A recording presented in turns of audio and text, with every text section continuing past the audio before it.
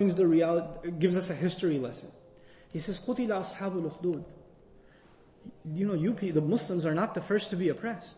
The followers of Muhammad sallallahu alaihi wasallam are not the first to be tortured or ridiculed or killed even, or killed. They're not the first. Allah speaks of a people much in the past, and the language He used is absolutely impeccable and remarkable from many, many angles. We'll try to highlight some of those things inshallah. Now here Allah says, قُتِلَ أَصْحَابُ الْأُخْدُودِ. Allah is sending a curse upon a certain group of people. What's their name? The people of Al-Ukhdud. This is a rectangular shaped ditch in the earth that people dig. It's supposed to be really deep. It's not natural, it's artificial, right? It's dug by human beings. And it's very big, it's very large, and it's rectangular. So these are the properties of the Ukhdud. Allah says, the people of the Ukhdud, may they be destroyed. May they be killed, violently killed. Now why would Allah curse upon the people that dig a ditch? What's wrong with the ditch? Essentially the hadith speaks of a believing boy who was the only, or took influence from another Muslim, and then defied the ruler and the magician of the time. And as a result, there were some karamat that Allah gave this child, that he couldn't be killed unless you say Allah's name. And when he was finally killed, the entire town became Muslim. And as a response, all of the civilians were dropped into ditches and burnt alive by the king, by the ruler king. Okay? They were dropped into ditches and burned alive. So this horrible, this heinous crime is being reminded of. This crime of, genocide, or killing people in masses, or, human, collective graves. This is even happening today. Mass graves, right? They're even dug today. And people, they just throw them into the ditch and throw explosive inside, or put fuel inside. And these kinds of horrible things have happened even in the last century. This is not ancient history. This is even happening now, but it's an ancient practice. These criminals, they put people in the ditches. Is there another ditch waiting for them? These criminals have put, believers inside ditches. And that ditch has been filled with fire. An-nari dhatil waqud. The next ayah is called badal al-ishtimal. An-nari is, the kasra an-nar is jar, it's called badal al-ishtimal. What that means in simple English is these ditches were filled with fire. And fire that is possessive of fuel, meaning the fire just won't go out. Oil is in there, coal is in there, so it keeps blazing, and the people keep screaming, right? Now, does that remind you of some other scene? What else have we read of in the Quran that sounds like that? A ditch, fire, fuel, hellfire. Here you have these oppressors killing believers in this most horrible way. But Allah says, may the people of the ditch be destroyed. Not just of the ditch that they dug for the believers, but the ditch that they have dug for who? Themselves.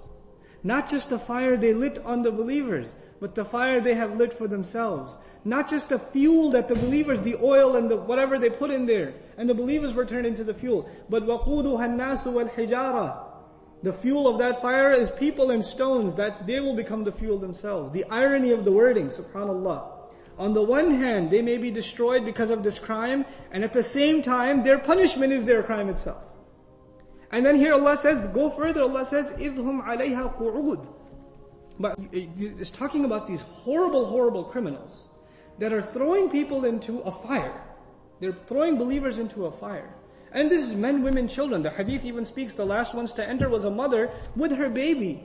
And she was reluctant to go in the fire with her child, and the child was given the ability to speak, who told her, you're on the truth, and she jumped in. Right? So these are innocent people, men, women, children that are being killed. Now when the people commit these kinds of crimes, you have two kinds of soldiers. There's the soldier who kills, and he's only doing it because the general told him to, and he's reluctant to do it, He doesn't want to do that crime. And then there's the soldier who enjoys it. There's the guy who enjoys it.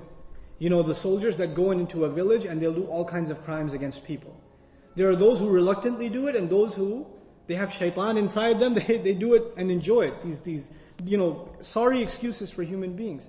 We learn in the next ayah, these were the worst kinds of people. إِذْهُمْ عَلَيْهَا قُعُودٌ. The fire has been dug. These people find themselves a nice chair to sit on. Qu'ud, as opposed to julus, by the way. Julus in Arabic means to sit. Qu'ud means to sit over a long period of time. So at the very brink of that ditch, they would find themselves a seat, sit on and watch the whole scene. They would sit and watch. Does that mean that they were reluctant to do so? They enjoyed it.